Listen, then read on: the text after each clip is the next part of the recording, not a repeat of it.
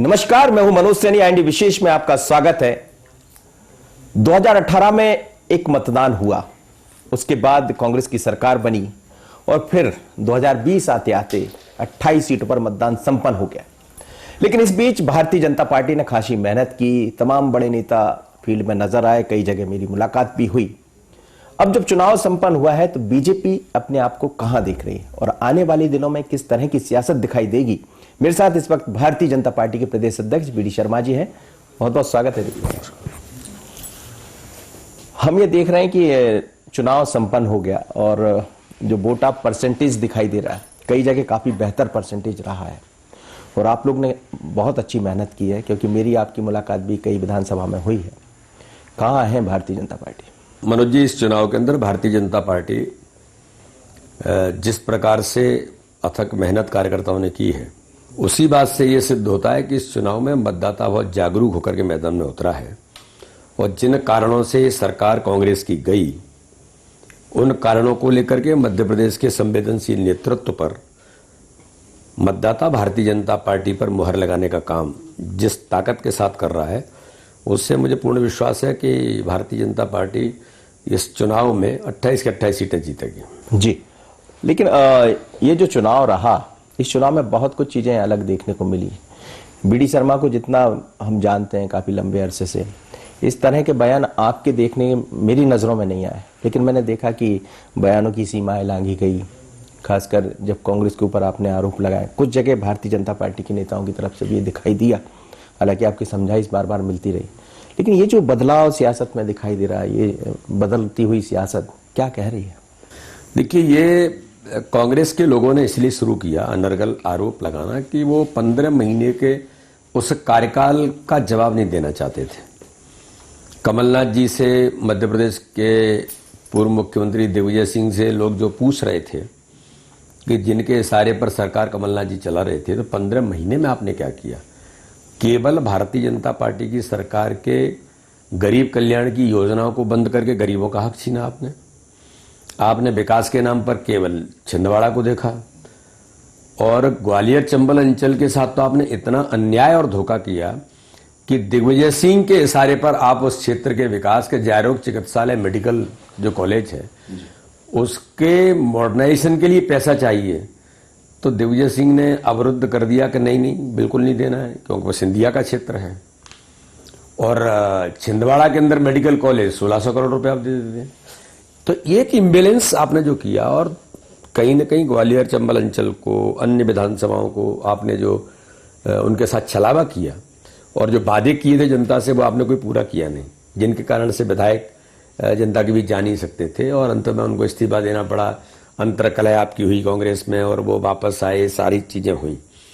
तो इसलिए इस दिशा में कहीं ना कहीं मध्य प्रदेश के अंदर जो परिस्थितियां उन्होंने पैदा की, उसके आधार पर हम लोग ये कह सकते हैं कि ये चुनाव बहुत विशेष चुनाव बन गया मध्य प्रदेश के लिए।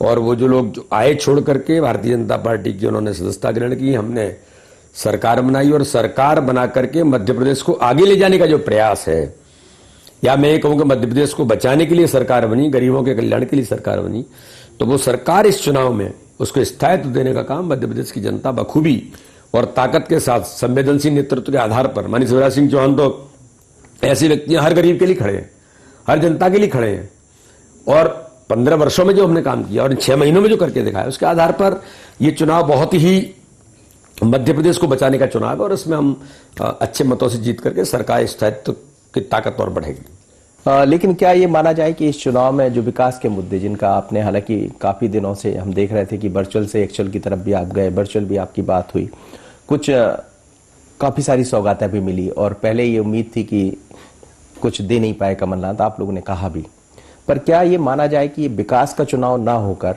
किसी और तरफ पहुंच गया? नहीं, मैंने उस बात को मैं इस रूप में कहूंगा कि जिस बात को मैं कहना चाहता था कि 15 महीनों में आपने जो किया उसका जवाब नहीं देना पड़े, तो आपने अनर्गल आरोप प्रत्यारोप किए, मुख्यमंत्री को कुछ भी कहा आपने, नंगा भूखे से लेकर के जो कहना था वो कहा। जो भारतीय राजनीति में उन शब्दों की मर्यादाओं को लांघा आपने एक दलित बेटी, भाई देखिए, कोई सामान्य व्यक्ति कुछ कह दे तो लोग उसको उतना नहीं मानते हैं।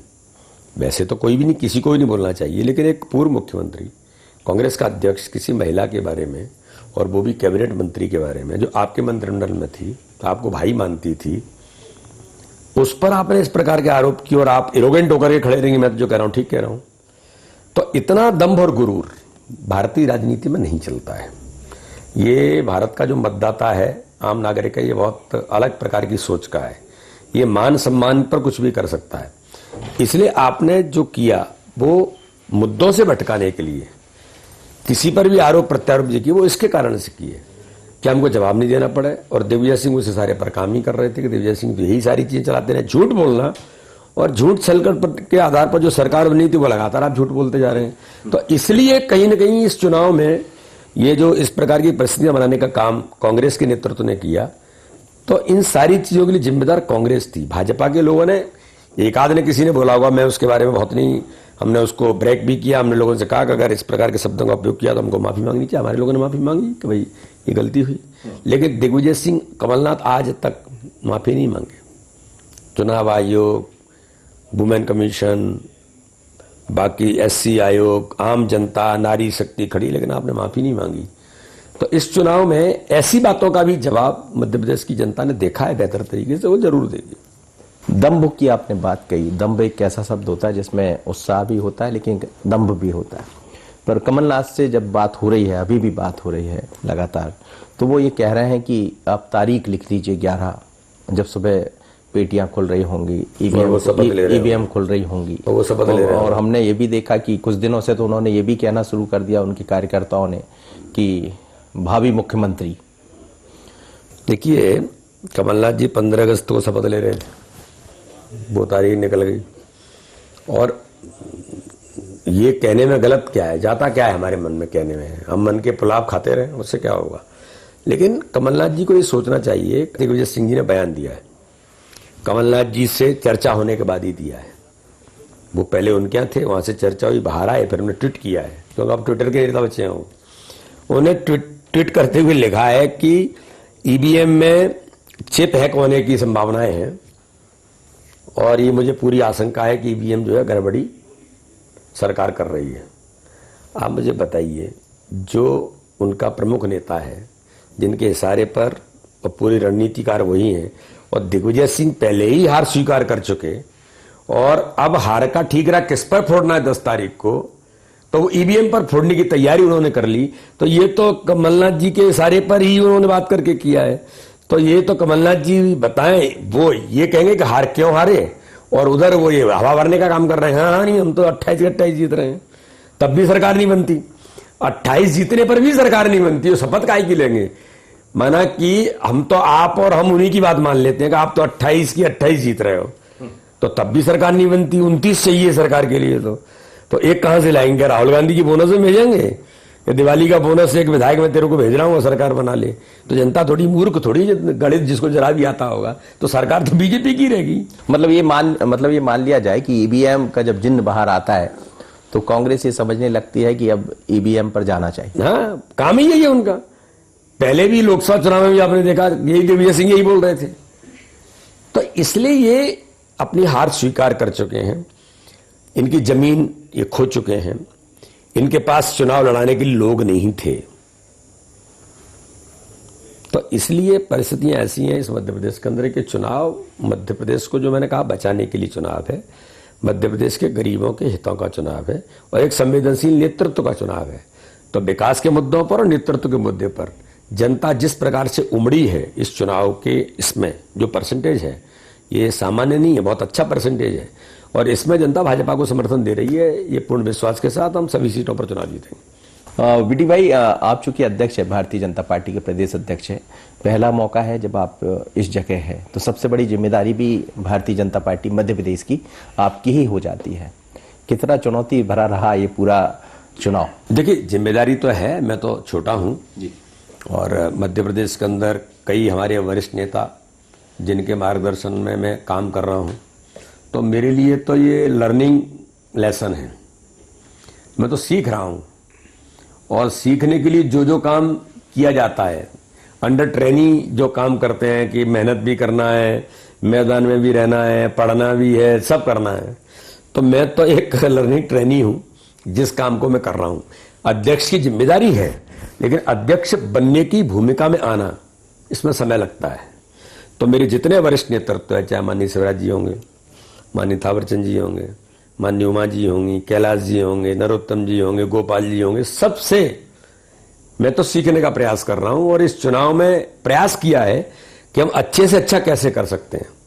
जिसको भारतीय जनता पार्टी का एक सिद्धांत है कि हम सामूहिक नेतृत्व पर आगे बढ़ते हैं, जो हम टीम स्पिरिट से काम करते हैं, कि जो मित्र आए उनको समरस करना, टीम स्पिरिट के साथ बूथ पर एक्सेप्टेंस लेकर के बूथ पर इस भावना के साथ आगे बढ़ना, ये आसान नहीं था। लेकिन आज मुझे गर्व है भारतीय जनता पार्टी की पद्धति पर और कार्यकर्ताओं पर कि उन्होंने इनको एक्सेप्ट किया। एक्सेप्ट करने के बाद परिवार का अंग बने और टीम भावना के साथ जिस गति से काम में लगे हैं, और पूरा नेतृत्व हमारा, जो हम सामूहिक कहते हैं, आसान नहीं है। सामूहिक नेतृत्व, एक एक नेता हमारा, माननीय नरेंद्र सिंह जी तोमर ग्वालियर चंबल अंचल के अंदर किस प्रकार से उन्होंने ताकत पूरे मध्य प्रदेश के अंदर लगाई। माननीय शिवराज जी, माननीय कैलाश जी, नरोत्तम जी, गोपाल जी, जी जहां लगा रहे, प्रहलाद पटेल जी, उमा जी मैदान में आपने देखा किस गति से एक दिन में 30-30 जगह जा रही है। तो हमारे सभी नेताओं ने इस चुनाव में, चूंकि चुनाव भारतीय जनता पार्टी के नेतृत्व के निर्णय पर सील लगाने का चुनाव, तो राजनीतिक माइंड सेटअप भी भाजपा कार्यकर्ताओं ने बनाया है कि सरकार हमारी है, बनी है, तो इसको बनाए रखना और इसको स्थायित्व देना और ताकत देना मुख्यमंत्री को, ये हमारा काम है। और कार्यकर्ताओं ने इसको बखूबी किया है। मैं मनोज जी, आपके माध्यम से अपने कार्यकर्ताओं को बहुत बहुत आभार व्यक्त करना चाहता हूं, धन्यवाद देना चाहता हूं। जी, आपने बड़ी दिलचस्प बात कही है और मैंने आपको देखा है, मतलब जूझते हुए, लड़ते हुए लगातार कई दौर में। तो क्या ये जो लर्निंग जिसकी आप इस्तेमाल कर रहे हैं, जिस शब्द का, ये माना जाए कि अब लर्निंग पूरा हो गया है और ये उपचुनाव क्या आपके लिए ही बना था कि चलिए एक लर्निंग की पूरी ट्रेनिंग हो जाएगी? देखिए, मनुष्य जीवन में सीखने, मनुष्य हमेशा सीखने की प्रक्रिया में तो रहता है जी। जो अगर ये कहे कि मैंने परिपूर्ण हो गया तो ऐसा होता नहीं है। मनुष्य की जो जीवन है ये हमेशा सीखने की प्रक्रिया में ही है। तो आगे भी जब भी इन चीजों को हम करते जाएंगे, सीखते जाएंगे। लेकिन होता यह है कि इसके कारण से चुनाव में क्या क्या चीजें होती हैं, और इस प्रकार के चुनाव को, ये बड़ा विशेष चुनाव था, दोहरा हम लोगों के लिए चैलेंज था कि कार्यकर्ता जमीन पर जिनके साथ इतने सालों से आमने सामने थे, उनका सामंजस्य बिठाना, लीडरशिप के साथ सभी लोग मिलकर के सामूहिकता के आधार पर काम करें। तो ये मतलब मेरे लिए इसलिए लर्निंग प्रोसेस है कि इन सारी चीजों में मैं तो छोटा हूं सबसे, तो कैसे ये सब होगा। तो ये बड़ा अच्छा, मैं अपने नेतृत्व पर भी बहुत मुझे गर्व है इस बात का कि सभी नेताओं ने आशीर्वाद के साथ उन्होंने जो मेहनत की है, ये उसका परिणाम है। और मैं तो निमित्त मात्र उनके साथ सहयोगी के तौर पर काम कर रहा हूं। लेकिन ये भी कहा जाता है कि बीडी शर्मा तो जब आए हैं तो बिल्कुल, मतलब शिवराज जी बार बार कहते थे कि पूत के पांव पाला में दिख जाते हैं। और एक इत्तेफाक भी रहा कि आप जब आपने पद संभाला, उसके बाद सरकार बन गई, फिर अब उपचुनाव भी आ गए, और फिर कैसे कैसे क्या हुआ सब। तो क्या ये माना जाए कि आज मंगलवार भी है और मंगल को ही फिर परिणाम भी आना, सब जगह मंगल ही मंगल है, तो अगला जो मंगल होगा वो भी मंगल में होगा? देखिए, मंगल तो सभी होना है, और भारतीय संस्कृति में सोमवार भी हमारे लिए महत्वपूर्ण है, मंगल भी है, बुध भी है, शुक्र भी है, शनि भी, रवि है, सब शुभ बार होते हैं। भारतीय संस्कृति में सभी बार शुभ हैं। और मंगल तो हमारे ऊपर हनुमान जी की कृपा आज से नहीं है, बरसों से है। तो इसलिए इस दिशा में, और कभी कभी क्या होता है, जो अपन कहते हैं ना कि करते हो तुम कन्हैया नाम मेरा हो रहा है, तो करने वाला तो भगवान है, हम लोग तो उसके निमित्त मात्र हैं जो इस काम को कर रहे हैं। लेकिन ये जरूर है कि एक कार्यकर्ता के नाते से हम अपने आप को उस स्थान पर अपनी भूमिका ठीक निभा सकें। इसलिए हमने इस चुनाव में एक बात सभी लोगों से, हम लोग सब लोगों ने मिलकर के तय की कि जिसको जो काम है उस काम को बखूबी निभाए। इसलिए आपने देखा होगा हमारी लीगल टीम है जी, लीगल टीम ने भी इतना महत्वपूर्ण काम किया कि कमलनाथ को पूरे देश के अंदर जवाब देना पड़ रहा है कि इलेक्शन कमीशन से लेकर के बाकी सारी चीजें, आप उनको लगता था कि यहाँ क्या है, कुछ भी कह दो, लेकिन हमारी लीगल टीम भी लगातार काम में लगी रही।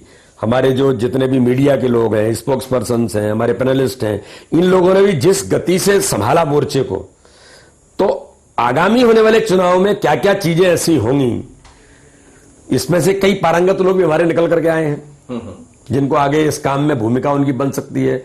तो ऐसे लेसन है ये कि कई चीजें सीखने को मिली हैं कि इस प्रकार के चुनाव को लड़ना, तो जब जनरल इलेक्शन होंगे तब उसमें मुझे लगता है कि बड़ा ताकत के साथ हमारे कार्यकर्ता चीजों को संभालेंगे। तो ये चीज सीखने को, बहुत बड़ी चीजें इस चुनाव से सीखने को मिली है। आपने कमलनाथ जी का जिक्र किया है और ये भी कहा कि काफी अच्छा आपकी लीगल टीम ने काम किया, लेकिन एक वो मुद्दा जिसको लेकर उनका स्टार प्रचार का जो तमगा था वो छिन गया। सुप्रीम कोर्ट ने उस पर रोक लगा दी। अब कांग्रेस यही कह रही है कि रोक लगाई, लेकिन असलियत बीजेपी के सामने आ गई। क्योंकि असलियत बीजेपी के साथ नहीं आई, सामने नहीं आई। देखिए, ये इलेक्शन कमीशन अभी तो उन्होंने नोटिस ये किया है कि बिना नोटिस किए हुए आपने किसी को उनसे दर्जा छीन लिया, उनको नोटिस जाना चाहिए था। तो नेचुरल प्रोसेस है। माननीय सर्वोच्च न्यायालय ने जो कहा है वो बिल्कुल ठीक है और उसके आधार पर उसका जवाब जाएगा, केस चलेगा। लेकिन इलेक्शन कमीशन ऑफ इंडिया भी संवैधानिक संस्था है।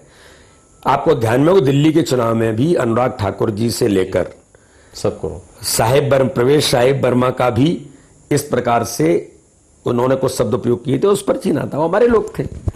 तो मेरे कहने का आशय यह है कि केवल ये ट्विटर और ये इसी पर सब कुछ नहीं होता। आपने एक दलित महिला का अपमान किया, उससे आपने माफी नहीं मांगी, जिस शब्द को इलेक्शन कमीशन ने गलत ठहराया, तो जनता तो इसका जवाब देगी ही। इससे कोई आपके पाप नहीं धुल गए। मैं तो पाप शब्द उपयोग नहीं करना चाहता। मेरा कहना है कि आपने जो गलती की वो गलती आपकी धुल नहीं गई है। इससे आपने जो गलती की है, आपने अपमान किसी दलित बेटी का किया है, तो कमलनाथ जी ये जिंदगी भर आपके ऊपर लगा रहेगा। जब तक आप माफी नहीं मांगेंगे तब तक। वो महिला है, नारी शक्ति है। भारत के अंदर हम नारी को पूजते हैं और उसके लिए जिस शब्द का उपयोग किया है, आपके कल्चर में वो शब्द अच्छा होगा। तो कांग्रेस कल्चर अलग प्रकार का है। राहुल सिंह भी किसी महिला पर गलत शब्दों का उपयोग करते हैं। दिग्विजय सिंह जी आपकी सांसद को कौन सा माल कहते हैं। ये शब्द हमारे कल्चर में नहीं है ना, भारतीय कल्चर में है। हाँ, कांग्रेस कल्चर जो अंग्रेजी मानसिकता का है उसमें हो सकते हैं। आपके महिलाओं का यही स्थान है शायद, मुझे लगता है। तो मैं तो ये चाहूंगा कि वहां की हमारी जो माताएं बहनें हैं जो कांग्रेस के अंदर काम करती हैं, इस पर तो उनको भी जवाब देना चाहिए। मुझे तरस है शोभा ओझा पर कि शोभा जी कहती है कि वो गलत शब्द नहीं है। एक महिला, आप किसी भी दल में काम करिए, लेकिन नारी शक्ति का सम्मान चाहे कहीं भी हो, वो दल में हो नहीं हो, उनका सम्मान होना चाहिए। तो उनके दल में भी आवाज उठनी चाहिए। केवल स्वार्थ के लिए बने रहने से काम थोड़ी चलता है। आपको कहना चाहिए कि गलत है, माफी मांगनी चाहिए। अब जब चुनाव की हम बात कर चुके हैं, लेकिन अब एक नई राजनीति की शुरुआत हो रही है। 11 तारीख जैसे ही आएगी तो परिणाम भी सामने आ जाएंगे। आप कह रहे हैं कि भारतीय जनता पार्टी 28 की 28 सीट लेकर सामने आ रही है और जीतेंगे हम चुनाव। जीतना भी चाहिए क्योंकि आप अध्यक्ष हैं और आपका कहना आपका फर्ज भी बनता है। लेकिन आगे अब कहां जाने वाली भारतीय जनता पार्टी, क्योंकि सरकार जैसा आप कह रहे हैं आपकी बन रही है। नहीं, आगे मध्य प्रदेश, देखिए ये सरकार क्यों बनी, क्योंकि मध्य प्रदेश दुरावस्था की ओर जा रहा था, जिसका मैंने उल्लेख किया। कमलनाथ जी केवल छिंदवाड़ा को फोकस कर रहे थे। बुंदेलखंड की चीजों को छिंदवाड़ा ले जाना और यहां बंद कर देना, ये न्याय नहीं है। बुंदेलखंड गरीब क्षेत्र है। मेरा लोकसभा बहुत गरीब लोग रहते हैं, वहां मेडिकल कॉलेज भी चाहिए, वहां एग्रीकल्चर भी चाहिए, सब हो रहा था। आपने ट्रांसफर कहां कर दिया? छिंदवाड़ा। दिग्विजय सिंह के इशारे पर आपने ग्वालियर चंबल अंचल के विकास को अवरुद्ध कर दिया। मोदी जी की सरकार वहां चंबल एक्सप्रेस वे ले आती है, आपने उसको रोक दिया। चंबल का पानी ग्वालियर को मिले, उसको आपने रोक दिया। ये सब बातें जो हो रही थी, इसलिए एक्चुअली ये जो आगामी समय में हमारी भूमिका है, हमारी जो सरकार माननीय शिवराज सिंह चौहान के नेतृत्व में काम कर रही है, गरीब कल्याण की योजनाएं जो गरीबों के हितों के लिए हमने लागू की, उनको पुनर्स्थापित किया है। वो और ताकत से आगे बढ़े और मध्य प्रदेश का विकास, जिसमें किसान हैं, नौजवान हैं, और मध्य प्रदेश को आगे ले जाने का काम जो स्वर्णिम मध्य प्रदेश हमने बनाया था, जो किसान के बल पर उनको इंफ्रास्ट्रक्चर देने के कारण से सड़क, बिजली, पानी देने के बाद मंडी की उपलब्धता, एक कृषि कर्मण अवार्ड 5 बार देश के अंदर जीत करके आए हम किसानों के बल पर, क्योंकि उनको सारी चीजें उपलब्ध हो गई। तो अपना भविष्य का जो आगामी जो मध्य प्रदेश है, जो स्वर्णिम मध्य प्रदेश बना था, उसको आगे ले जाना, ये हम सबकी जिम्मेदारी है। और माननीय शिवराज सिंह चौहान के नेतृत्व में, भारतीय जनता पार्टी के नेतृत्व में सरकार बखूबी मध्य प्रदेश को सशक्त और ताकतवर बनाएगी। यही हमारा आगामी रणनीति भी है और आगे हम लोग सब इसी भूमिका में काम करने वाले हैं। शिवराज और महाराज दोनों इस बार साथ थे, कई मंचों पर साथ दिखाई दिए, बाद में स्थितियां बदली, वो आपकी एक रणनीति का हिस्सा होगा। लेकिन महाराज यानी ज्योतिरादित्य सिंधिया की साख ऐसा कहते हैं कि सबसे ज्यादा दांव पर लगी, क्योंकि उनके नेतृत्व में 22 लोगों ने आपके साथ जुड़े, आपका दामन थामा, सरकार आपकी है। पर उस बीच में कई तरह के सवाल आज उन पर भी खड़े हो रहे हैं। उनके चेहरे को लेकर बात हो रही है कि ये उनके साथ धोखा हुआ। कई जगह वो खुद ऐसा एक लफ्ज का इस्तेमाल कर बैठे जो भारी पड़ा, जिसको अलग अलग तरीके से कांग्रेस आज प्रस्तुत कर रही है। तो महाराज होंगे कहाँ? देखिए, भारतीय जनता पार्टी में व्यक्ति प्रमुख तो होता है, लेकिन भाजपा की पद्धति है, और पद्धति में भारतीय जनता पार्टी में कौन कार्यकर्ता कहाँ किस काम के लिए उपयोगी है, सोच करके चीजें होती हैं। इसलिए ज्योतिरादित्य सिंधिया भाजपा के वरिष्ठ नेता हैं, राज्यसभा के सम्मानीय सदस्य हैं, और हमारा सारा जो नेतृत्व है हम मिलकर के सामूहिकता के आधार पर काम करते हैं। इसलिए उनकी जो अहम भूमिका है, अहम भूमिका एक वरिष्ठ नेता के नाते से माननीय शिवराज जी हैं, माननीय नरेंद्र सिंह जी हैं, माननीय ज्योतिरादित्य जी हैं, माननीय कैलाश जी हैं, नरोत्तम जी हैं, गोपाल भार्गव जी हैं, ये सब जो है ना मिलकर के जो स्थान इन सबका उनके स्थान में उनका भी स्थान है। इसलिए भाजपा में कब किसको क्या काम मिल रहा है, कौन कहां होगा, ये भारतीय जनता पार्टी का नेतृत्व सोच समझ करके तय करता है। बीडी शर्मा का सम्मान नहीं है, सम्मान भाजपा के प्रदेश अध्यक्ष का है। यहां बैठने का अधिकार बीडी शर्मा को नहीं है, भारतीय जनता पार्टी के प्रदेश के अध्यक्ष को है। तो इसलिए भाजपा एक सिस्टम से काम करती है। इसलिए हम लोग कहते हैं कि विशिष्ट कार्य पद्धति का संगठन है, जिस पर हमको गर्व होता है। हाँ, कार्यकर्ता सब है हम मिलजुल करके, कि शिवराज जी भी मुख्यमंत्री हैं, लेकिन वो कार्यकर्ता पहले हैं, प्रधानमंत्री जी भी आपने देखा होगा। तो भाजपा में एक कार्यकर्ता की अहम भूमिका है, महत्वपूर्ण भूमिका। हम सब कार्यकर्ता के तौर पर हैं, लेकिन जहां जिसको जिम्मेदारी मिलनी चाहिए मिलती है, और माननीय ज्योतिरादित्य सिंधिया जी का महत्वपूर्ण स्थान है। उस सम्मान के साथ वो भारतीय जनता पार्टी में हमें गर्व है कि ज्योतिरादित्य जी हमारे वरिष्ठ नेता है। एक खत्म हुई एक चुनौती, नई चुनौती आपके सामने नगरीय निकाय की। अब आने वाले दिनों में नगरीय निकाय के चुनाव भी होने जा रहे हैं। यहां आप कह रहे हैं कि हम बेहतर रिजल्ट लेकर आ रहे हैं, तो क्या ये माना जाए जैसा भारतीय जनता पार्टी का काम है कि एक चुनाव खत्म होता दूसरे की तरफ लग जाती, तो क्या अब इसके बाद एक भारतीय जनता पार्टी केवल चुनाव लड़ने के लिए नहीं है, भारतीय जनता पार्टी चुनाव भी उसका एक कार्यक्रम है। हम 24 ओवर 365 दिन हमारा कार्यकर्ता तैयार रहता है। हम सामाजिक भूमिका भी निभाते हैं। कोविड का संकट आया, आपने देखा कि देश के नहीं दुनिया के इतिहास में किसी राजनीतिक दल ने सामाजिक भूमिका निभा करके हर गरीब के लिए कोई भूखा न रहे। हमारे राष्ट्रीय अध्यक्ष जी माननीय नड्डा जी का आह्वान था, कोई भूखा न रहे। नंगे पैर आने वाले मजदूरों के लिए सड़क पर उतर के अपनी जान जोखिम में डालकर भाजपा का कार्यकर्ता काम कर रहा था, सामाजिक भूमिका निभा रहा था। तो राजनीतिक सामाजिक कुछ भी हो, हम 24 घंटे काम करते हैं। चुनाव भी हमारा एक कार्यक्रम है, अलग अलग प्रकार के चुनाव आते हैं, लड़ते हैं, जीतते हैं। तो कोविड का आपने जिक्र किया है, तो क्या ये भी माना जाए कि जो वोटा परसेंटेज बढ़ा है, कोविड को लेकर अच्छा काम हुआ मध्य प्रदेश में, इसीलिए बिल्कुल बिल्कुल लोगों में डर नहीं था, लोगों में डर नहीं है, क्योंकि हमने व्यवस्थाएं तो नहीं की हैं। इलेक्शन कमीशन ने व्यवस्थाएं की हैं, प्रशासन ने व्यवस्थाएं की हैं, तो इसलिए लोगों ने मतदान अधिकतम करके इसकी जो व्यवस्थाओं के कारण से लोग सहज रूप से निकले। लेकिन अब जब तमाम सारी चीजें लगभग संपन्न होने जा रही है, और कहां देख रही भारतीय जनता पार्टी चलते चलते, आपसे मेरा एक जरूर सवाल रहेगा। मनोज जी, मैं ऐसा मानता हूं इस चुनाव में भारतीय जनता पार्टी जिस प्रकार से जो वातावरण बना है, जिस प्रकार से जनता ने रेस्पॉन्स किया है, और जो ट्रेंड देख रहे हैं, हम 28 की 28 सीटें इस चुनाव में जीतेंगे। और लर्निंग जो अध्यक्ष साहब हैं बीडी शर्मा जी, वो क्या क्या लेकर जा रहे हैं इस चुनाव से? बहुत सारी चीजें सीखने को मिली हैं।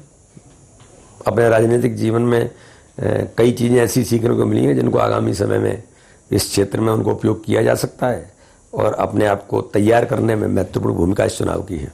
मेरी आपसे चर्चा हो रही थी, सामान्य तौर पर आपने कहा कि मैं भी हतप्रभ हूं इस तरह की बयानबाजी से, जिनका शुरुआत में मेरा सवाल था।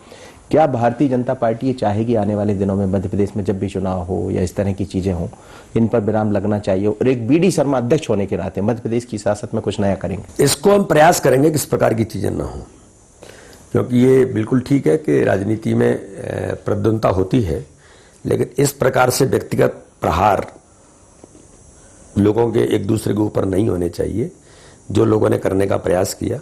हम लोग प्रयास करेंगे, और जनरली भाजपा में सिस्टम भी है, हम लोग करते भी हैं कि इस प्रकार की चीजें ना हो, और अगर कुछ हुई भी है तो उनको हम ठीक करेंगे। और जो विचार की राजनीति की बात हो रही थी, अब ये माना जाए कि सब विचार एक हो गए, एक दूसरे में ढल गए। वो कांग्रेस के लोग जो बीजेपी में शामिल हुए थे, वो लोग जो पहले से भारतीय जनता पार्टी में थे, क्योंकि कई जगह ये चीजें सामने आई थी कि कार्यकर्ताओं का उतना उत्साह है, लेकिन चुनाव आते आते काफी सारे वो सब लोग अब भारतीय जनता पार्टी परिवार के अभिन्न अंग हैं। समरस होकर के भारतीय जनता पार्टी के कार्यकर्ता के नाते से ताकत से सब लोग मिलकर के काम कर रहे हैं।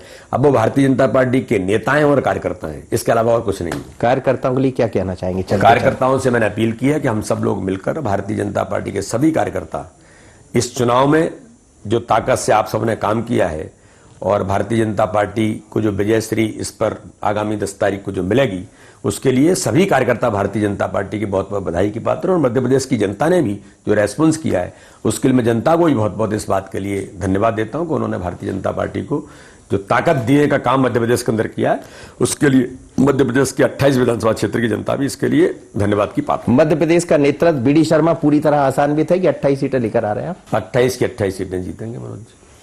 चलिए, खेल का मैदान होता है और हर जो कप्तान होता है उसकी मंशा भी यही होती, होना भी चाहिए कि खेल तो हम ही जीतेंगे, लेकिन खेल का असली हकदार तो अब जनता है। मतपेटी यानी ईवीएम में भाग्य विधाता की जो तस्वीर है वो दिखाई देगी कि किसने भाग्य विधाता बनाया, मतदाता ने। लेकिन बड़ा दिलचस्प चुनाव रहा और इस चुनाव को लेकर तमाम तरह से हम चाहे भारतीय जनता पार्टी के अध्यक्ष बीडी शर्मा जी की बात करें या तमाम तरह के बीडी शर्मा जी के साथ साथ बीजेपी नेताओं की बात करें, अलग दिशा में दिखाई दिया, लेकिन बोल जरूर बिगड़े हैं। तो उम्मीद की जा सकती है कि आने वाले दिनों में इसमें सुधार भी होगा। विपिन के साथ मनोज सैनी, IND विशेष में इतना ही।